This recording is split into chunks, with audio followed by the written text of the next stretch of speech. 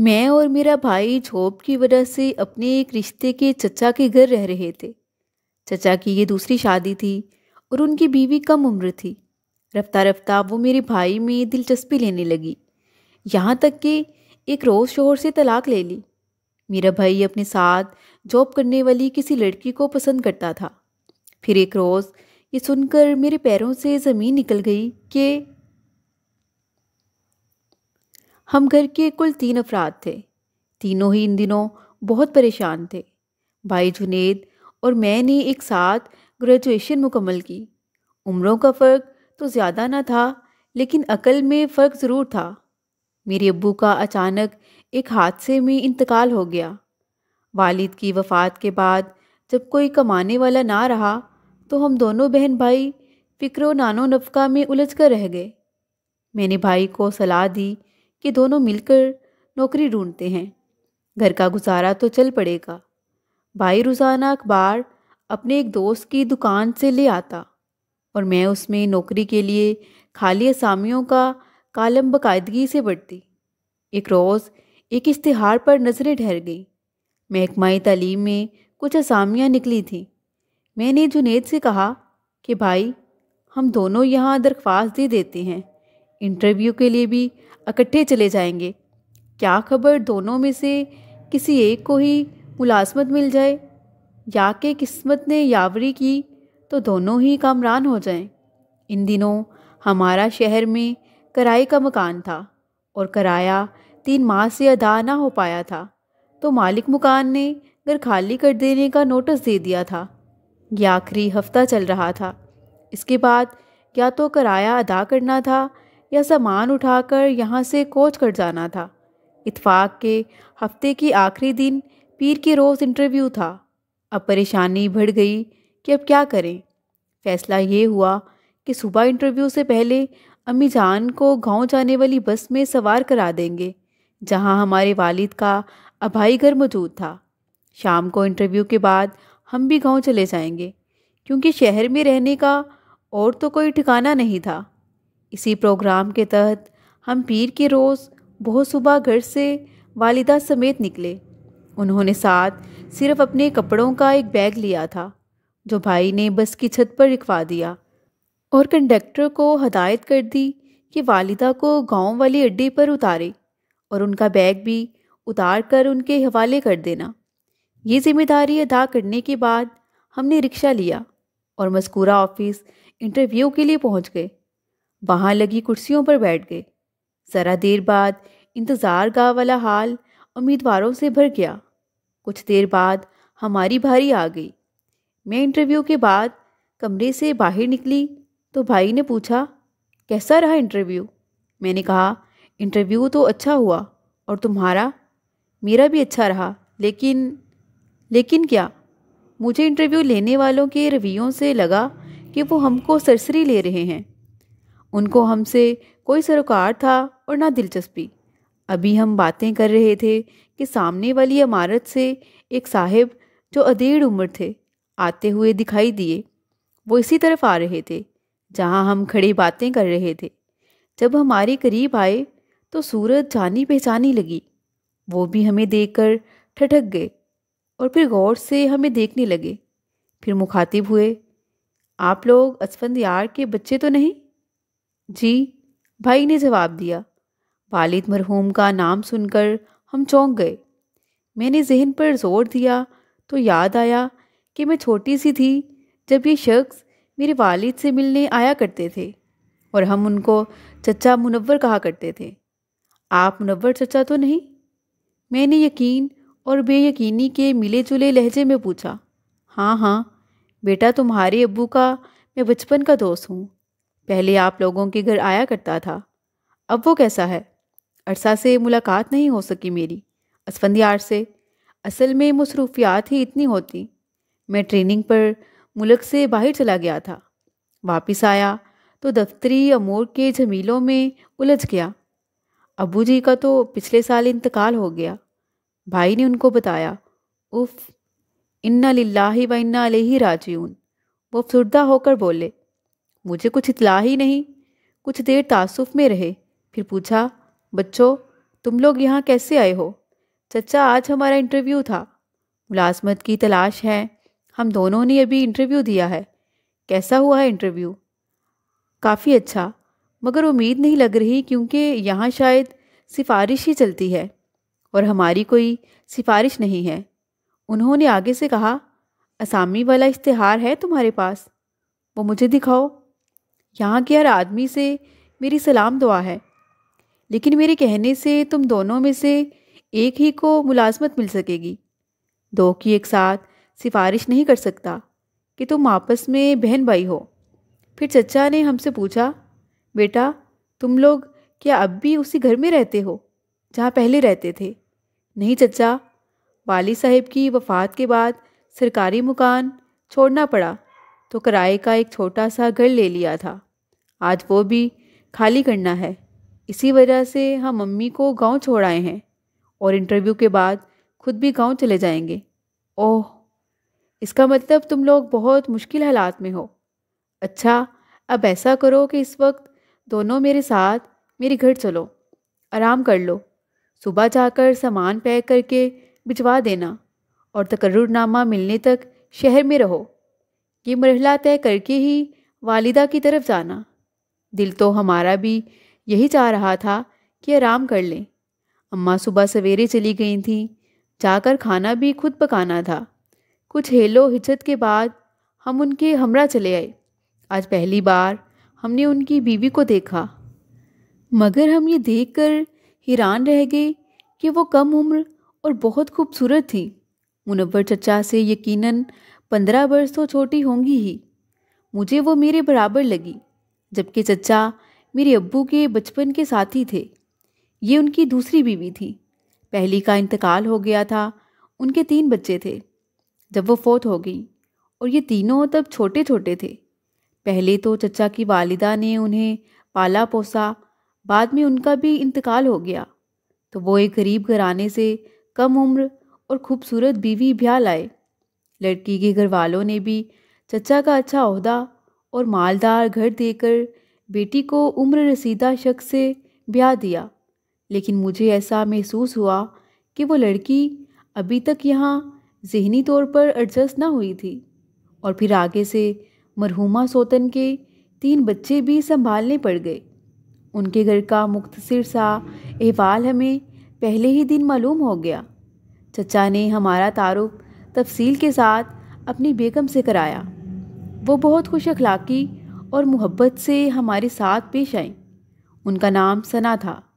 اگلے دن ناشتے کے بعد جب ہم نے جانے کے لیے اجازت طلب کی تو چچا نے مجھے تسلی دی اور کہا کہ جنید کی ملازمت تو میرے ذمہ ہے، لیکن تم بھی گھبرانا نہیں، تمہاری بھی کہیں نہ کہیں نوکری کا بندوبست ہو جائے گا۔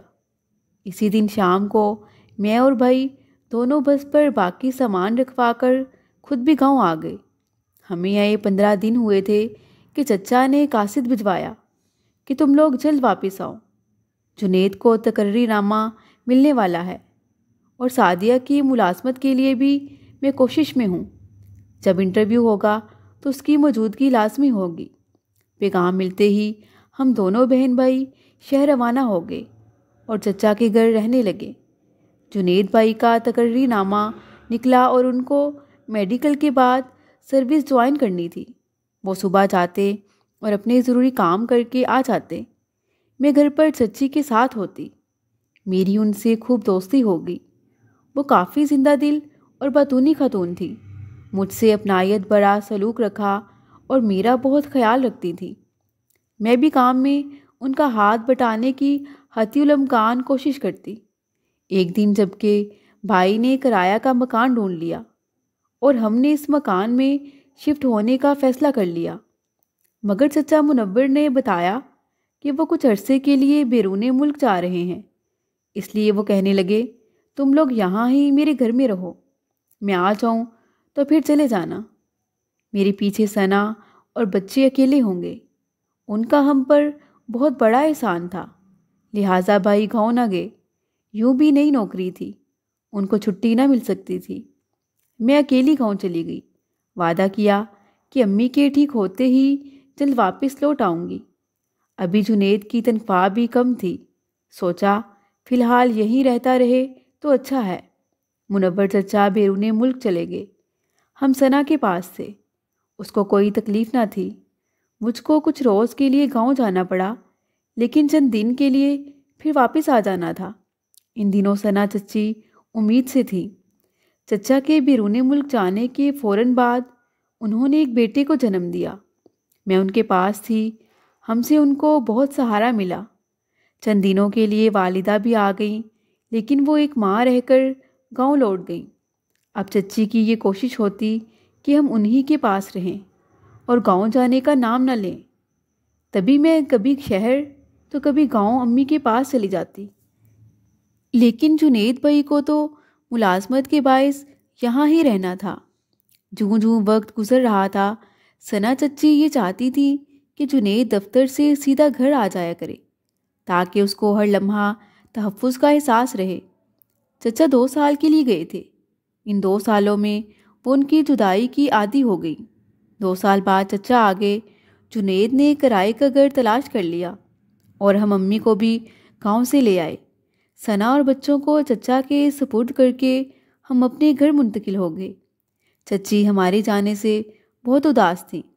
لگتا تھا کہ ان کی جیسے دنیا لٹ گئی ہو۔ میں نے تسلی دی کہ چچی خوش ہو جائیں، آپ کے جیون ساتھی واپس آ گئے ہیں، ہم آپ کے پاس آتے جاتے رہیں گے۔ وہ کہنے لگی، یہ بات نہیں کہ میں ان کے آنے سے خوش ہوں یا اداس ہوں، بات تو یہ ہے کہ اب میں ان کے ساتھ رہنا ہی نہیں چاہتی۔ یہ سن کر میں جیسے سکتے میں آ گئی۔ پھر کہا، چچی آپ کو دنیا کی ہر شے اور آرام میسر ہے، شوہر کی محبت بھی، آپ کیوں پھر اتنی ساری نعمتوں کو ٹھوکر مارنا چاہتی ہیں؟ وہ بولی، تم تو مجھے چچی نہ کہو بلکہ ثنا ہی کہو۔ میں تمہارے بھائی جنید سے محبت کرتی ہوں اور اس کے ساتھ شادی کر کے ایک خوبصورت زندگی گزارنا چاہتی ہوں۔ بس اب یہی میرا خواب ہے۔ ثنا کی بات سن کر میں لرز گئی۔ ثنا کا انکشاف میرے لیے کسی قیامت سے کم نہ تھا۔ آخر آپ کو ہو کیا گیا ہے؟ ثنا چچی، آپ ایک بچے کی ماں بھی بن چکی ہیں۔ آپ نے چچا کے 3 بچوں کو پالا ہے۔ آپ سے وہ معصوم پیار کرنے لگے ہیں۔ اچانک اب کیا ہو گیا ہے آپ کو؟ وہ کہنے لگیں، مجھے منور سے محبت نہیں رہی۔ ان کا ایک ہی جواب تھا کہ انسان محبت کے بغیر زندگی نہیں گزار سکتا۔ میں نے کہا، کیا آپ اپنے بیٹے کے بغیر زندگی گزار سکتی ہیں؟ میں بار بار یہ حقیقت یاد دلاتی تو وہ گھبرا کر اپنی دنیا میں پھر سے پلٹ جانے کا عزم کر لیتی۔ جنید بھائی نے بھی اس عورت کی دیوانگی کو محسوس کر لیا اور ان کے گھر باوجود منور چاچا کے اصرار کے نہیں جاتے تھے۔ تب ثنا خود ہمارے گھر آ جاتی۔ میں نے انہیں بہت سمجھایا مگر وہ یہ نہ سمجھ سکی۔ آخر امی کے کانوں میں بھی بات پڑ گئی۔ بھائی نے دامن چھڑانے کو اس کے ساتھ پہلے کی طرح بات کرنا چھوڑ دی۔ میں نے بھی انہیں بہت اونچ نیچ سمجھائی۔ وہ کسی بات کو ماننے پر آمادہ نہ تھی۔ اس کا روز ہمارے گھر آ جانا ہمارے لیے اذیت ناک ہو گیا۔ تب ایک دن جان چھڑانے کو میں نے کہہ دیا، ثنا دیکھو، اگر تم اتنی ہی اپنے جذبے میں سچی ہو تو پھر شوہر سے جا کر ہر بات صاف صاف کہہ دو۔ منور چچا کو اس طرح دھوکہ مت دو، وہ ہمارے محسن ہیں۔ اگر طلاق دے دیں تو پھر آ جانا، میں تمہاری شادی اپنے بھائی سے کروا دوں گی۔ میں سمجھ رہی تھی کہ اس پر وقتی دورہ پڑا ہے، ذرا سوچے گی تو دماغ ٹھکانے آ جائے گا۔ وہ کبھی چچا سے ایسی بات کرنے کی ہمت نہیں کر سکتی اور نہ ہی کریں گی۔ ایک عورت کا اپنے شوہر سے ایسی بات کہنا ایک مشکل امر تھا۔ یقین تھا کہ وہ کبھی شوہر کو یہ نہیں کہہ سکتی جو مجھ سے کہنے آ جاتی تھی۔ جنید بھائی نے اپنے دفتر میں کام کرنے والی ایک لڑکی کو پسند کر لیا۔ اپنی پسند سے مجھے اور امی کو آگاہ بھی کر دیا۔ ثنا ان ساری باتوں سے بے خبر اپنے گھر کا سکون تباہ کیے رہی، شوہر سے لڑتی جھگڑتی رہی اور آخر کار ایک روز طلاق پر منور چاچا کو آمادہ کر کے آ گئی۔ میں دنگ رہ گئی کہ جس بات پر میں نے اسے ایک کبھی نہ سلجھنے والی گتھی جان کر اس کو الجھا دیا تھا۔ اس نے اس آگ کے دریا کو بھی پھلانگ لیا، اپنا چھوٹا سا بچہ بھی چچا کے پاس چھوڑ دیا۔ جب وہ یہ سب کر کے ہمارے گھر اچانک آ گئی تو میں نے اس سے کہا، یہ تم نے کیا کیا ثنا؟ میں نے ماتھے پر ہاتھ مارتے ہوئے کہا، اتنے سے بچے کو کس بات کی سزا دی ہے تم نے؟ جاؤ اور جا کر اس کو لے آؤ، تبھی تم خود چین سے رہ پاؤ گی۔ ایک اور الجھاؤ میں ڈال کر میں سمجھی کہ وہ عقل سے کام لے گی اور بچے کی خاطر اسے لا بلا سے رک جائے گی۔ خدا جانے اس نے کیا کیا کہ آخرکار بیٹا چچا سے لے آنے میں کامیاب ہو گئی۔ اب سارے راستے بند ہو گئے تھے، وہ اپنی تمام کشتیاں جلا چکی تھی، واپس لوٹ کر جانا ناممکن تھا، اور جنید کا اس کے ساتھ شادی کرنا اور بھی زیادہ ناممکن تھا۔ وہ اپنی پسند کی لڑکی سے شادی کا فیصلہ کر چکا تھا۔ پھر وہ اس سارے کھیل میں قصوروار ہی کب تھا؟ قصور تھا تو خود ثنا کا، جو اپنے بے لگام جذبات کے ہاتھوں کھلونا بن گئی، یا پھر میرا کہ جس نے اس کو الٹی راہ پر لگا دیا، یہ سمجھ کر کہ اس طرح وہ اپنا گھر اجاڑنے کا ارادہ ترک کر دے گی۔ آخر میں نے اس سے کہا، تم نے عدالت سے طلاق تو کنفرم نہیں کرائی؟ کسی کو کیا پتا کہ چچا نے تمہیں طلاق دے دی ہے یا تم نے لے لی ہے؟ دوسری شادی کے لیے طلاق کا سرٹیفکیٹ چاہیے اور پھر عدت کی مدت پوری کرنا ہوتی ہے۔ ایسے تو تم یہاں ہمارے گھر نہیں رہ سکتی، اور نہ میں بھائی کو مجبور کر سکتی ہوں، اور ہاں، بھائی امی کا کہا نہیں ٹالتا۔ تم میری امی سے کہو کہ وہ تم کو قبول کر لیں، تبھی اصل مسئلہ حل ہوگا۔ وہ بیچاری اپنا سا منہ لے کر چلی گئی، اپنے والدین کے گھر گئی۔ انہوں نے لان تان کی اور گھر رکھنے سے انکار کر دیا۔ ایک سہیلی کے پاس گئی جو چند دن رکھنے پر راضی ہوئی۔ زیادہ دن وہ بھی نہ رکھ سکتی تھی کیونکہ وہ شوہر سے ڈرتی تھی۔ ایک دن میں نے اس کو امی کے پاس گاؤں پہنچا دیا۔ انہوں نے بھی اس کو خوب سمجھایا کہ میرا بیٹا تم سے کیسے شادی کر سکتا ہے، اس نے تو اپنے دفتر کی ایک لڑکی سے نکاح کر لیا ہے۔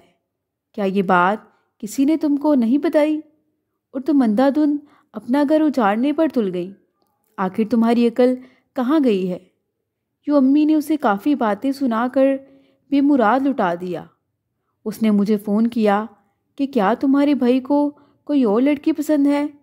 میں نے کہا، ہاں، بھائی کسی اور لڑکی کو پسند کرتے ہیں۔ ثنا نے یہ سنتے ہی روتے ہوئے کہنے لگی، اچھا، میں ہی بے وقوف ہوں۔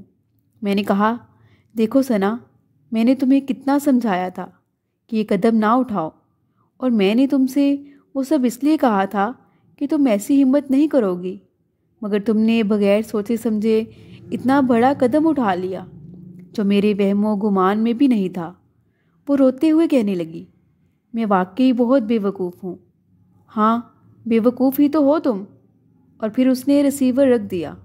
اس کے بعد دوبارہ اس نے کبھی ہمیں فون کیا اور نہ کبھی ہماری طرف آئی۔ میں نے شکر کیا کہ چلو دیر سے ہی صحیح، لیکن اسے بات سمجھ آئی اور ہماری بھی جان چھٹی۔ لیکن کچھ دنوں بعد ہی ہمیں یہ خبر ملی جسے سن کر میرے قدموں تلے سے زمین نکل گئی کہ ثنا نے خودکشی کر لی ہے۔ انکل سے وہ طلاق لے چکی تھی اور اپنا بچہ بھی انہیں دے چکی تھی۔ اس کے گھر والے بھی اس کی اس غلطی کی وجہ سے بہت پریشان تھے اور اسے گھر رکھنے سے انکار کر دیا تھا۔